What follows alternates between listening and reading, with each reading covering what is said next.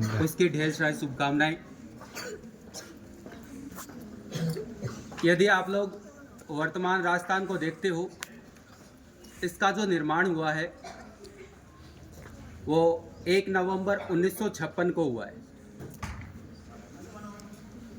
अर्थात जो आज राजस्थान का जो स्वरूप है वो अपने अस्तित्व में 1 नवंबर 1956 को आया है।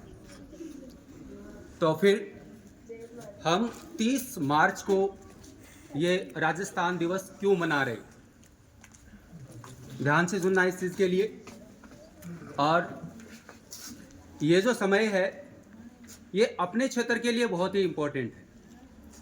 क्यों इम्पोर्टेंट है तो सुनना उसके संबंध में जो जानकारी है। अपना देश स्वतंत्र हो चुका था, लेकिन अभी भी अपने देश के सामने बहुत सारी ऐसी चुनौतियां थी जिन्हें पूर्ण करना था, जिनमें एक चुनौती आपकी संविधान के निर्माण की और दूसरा भारत को एक करने की। क्योंकि भारत जो है वो अलग अलग प्रदेशों में, अलग अलग रियासतों में बटा हुआ था और उनको जोड़ना और एक देश को कंप्लीट बनाना ये अपने आप में एक बहुत बड़ा कार्य था। और इस कार्य को पूर्ण करने में सरदार वल्लभ भाई पटेल, जिनका जो योगदान रहा है वो बहुत महत्वपूर्ण रहा है।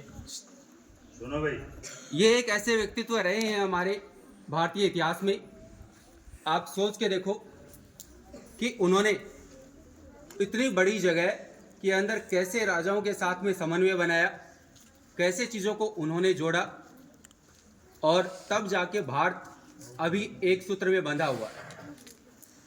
बात करते हैं अपने इस राजस्थान की, तो राजस्थान का निर्माण है वो भी इसी क्रम के अंदर रहा। सरदार वल्लभ भाई पटेल का भी इसमें अच्छा योगदान रहा, यहाँ पे पूरे देश में ही रहा इनका।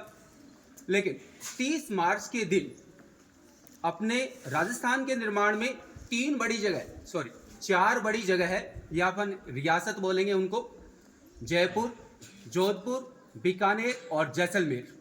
ये 4 बड़ी जो रियासत थी ये राजस्थान के अंदर शामिल हुई थी। और तब ऐसा लगा कि राजस्थान का जो एक मूल अस्तित्व बनना चाहिए वो अपने कंप्लीट होने के कगार पे आया। इसलिए राजस्थान पूर्ण तो हुआ 1 नवंबर 1956 में, लेकिन ये 4 रियासतें जुड़ी थी। तो इस खुशी में अपन लोग 30 जो मार्च है उसके दिन राजस्थान दिवस मना रहे हैं। ये तो रहे अपने राजस्थान के लिए या इसके निर्माण से संबंधित जानकारी। अपनी राजस्थानी भाषा के बारे में भी कुछ जानकारी अपन ले लें। भारतीय संविधान में आप देखोगे तो 22 भाषाएं रजिस्टर हैं उसमें, उनको संविधान ने स्वीकार रखा है। लेकिन अपनी राजस्थानी जो भाषा है उस भाषा को संविधान में दर्जा नहीं है जो मिलना चाहिए।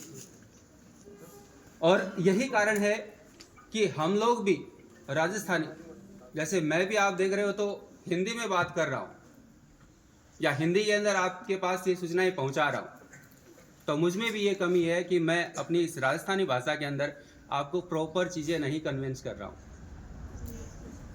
तो आप सभी लोगों को अपनी संस्कृति को बचाना है, क्योंकि यदि आप लोग इस संस्कृति को नहीं बचा पाए तो आगे आने वाली पीढ़ी को हम क्या विरासत में देंगे। तो आप सब लोगों को राजस्थान दिवस की ढेर सारी शुभकामनाएं, और मैं आशा करूंगा कि आप इस राजस्थानी के जो गर्व है इस भाषा का सम्मान करेंगे और इसे आगे बढ़ाएंगे। जय हिंद।